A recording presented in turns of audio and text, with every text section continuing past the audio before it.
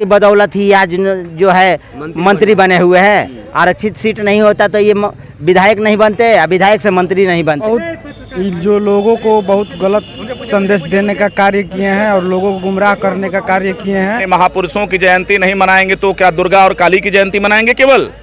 उससे हमारे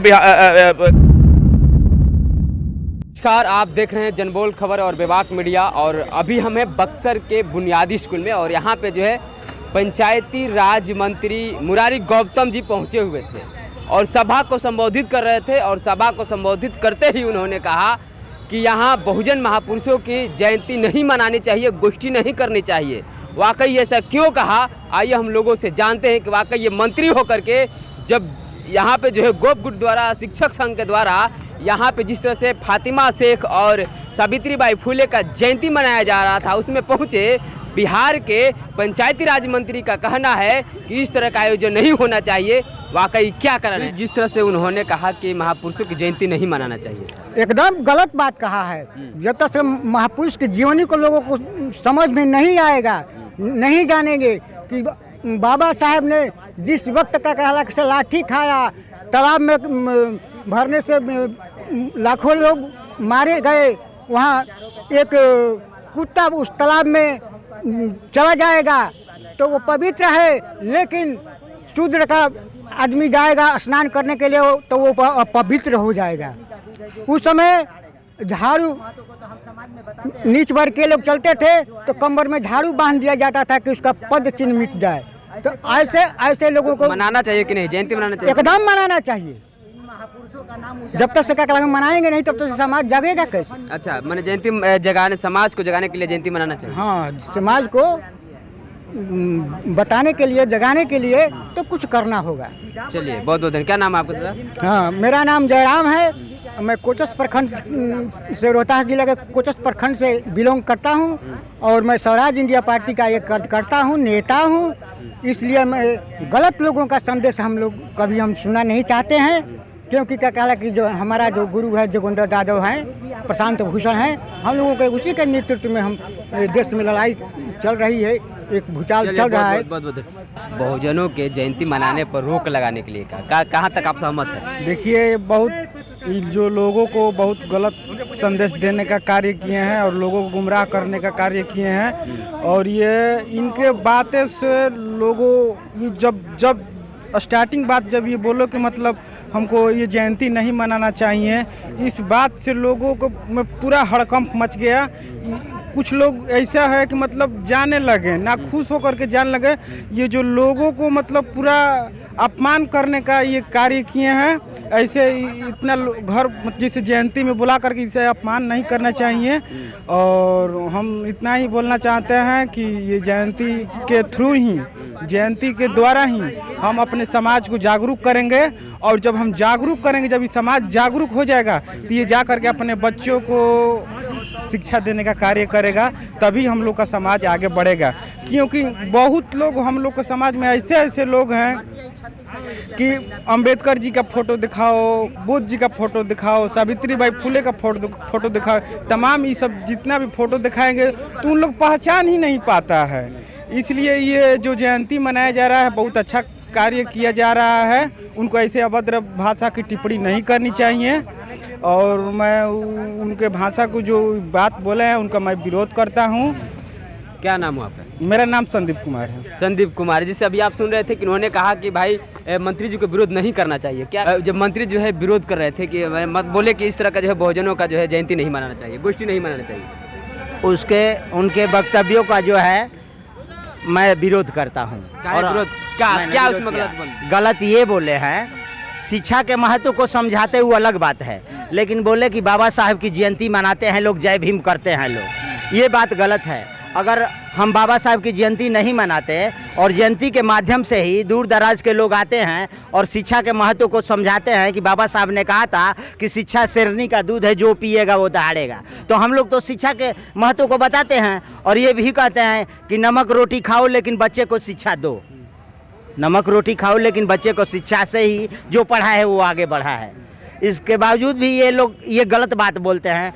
बाबा साहब की बदौलत ही आज जो है मंत्री बने हुए हैं। आरक्षित सीट नहीं होता तो ये विधायक नहीं बनते, विधायक से मंत्री नहीं बनते। लेकिन गलत बात बोले हैं। वे कितने लोगों को माने शिक्षित करते हैं। वो तो मंत्री है, एक शिक्षक के ऊपर सवाल उठाते हैं, लेकिन वो तो मंत्री है, कई गुना उनका जो है तनख्वाह है।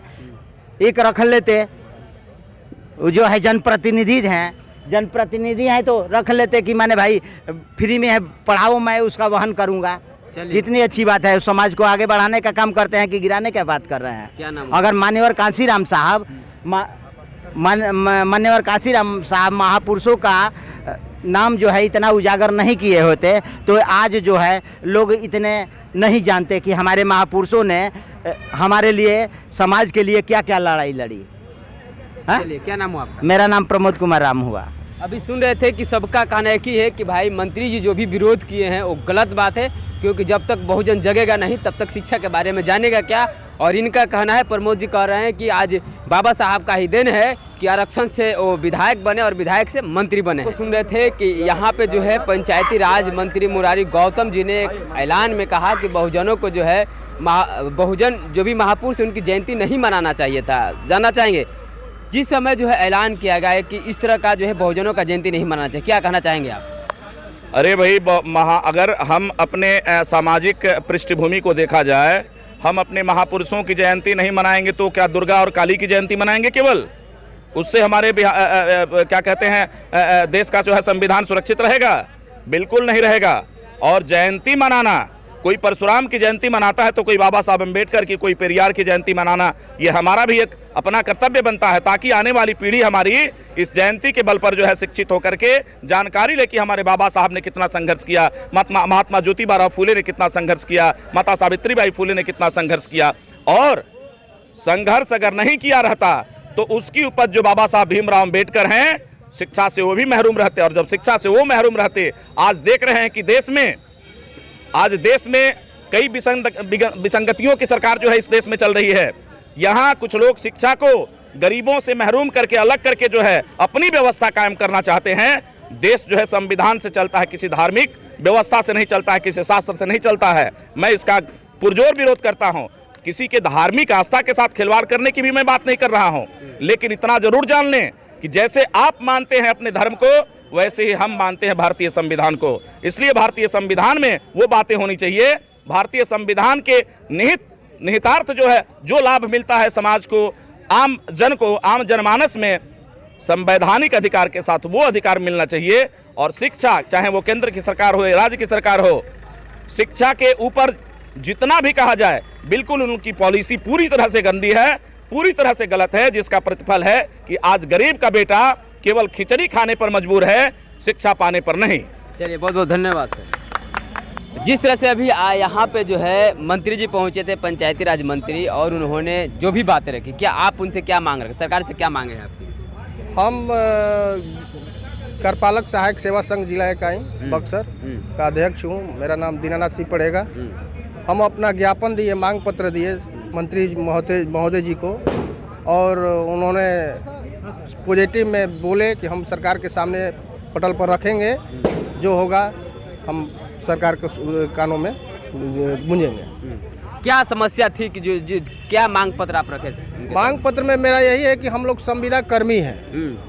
आज से मतलब 11 सालों से हम लोग निष्ठापूर्वक अपने कार्यों को करते आ रहे हैं, और अभी तक मेरा हम लोग अल्प मानदेय पर मात्र 15,000 रुपया मिल रहा है। इतने रुपये में हमारा जो परिवार है, बच्चा है, और स्कूल में जो पढ़ा रहे हैं उनको सही समय पे और उतने पैसे में हम निर्वहन सही ढंग से नहीं कर पा रहे हैं। तो मांग यही है मेरा कि सेवा स्थायी एवं वेतनमान किया जाए। कितना चाहते हैं वेतन आप सरकार से? वेतनमान किया जाए, चाहते नहीं है, वेतनमान किया जाए। अच्छा, अभी आप ताकि हमारा भविष्य और मेरे आने वाले पीढ़ी का भी भविष्य उज्जवल हो सके।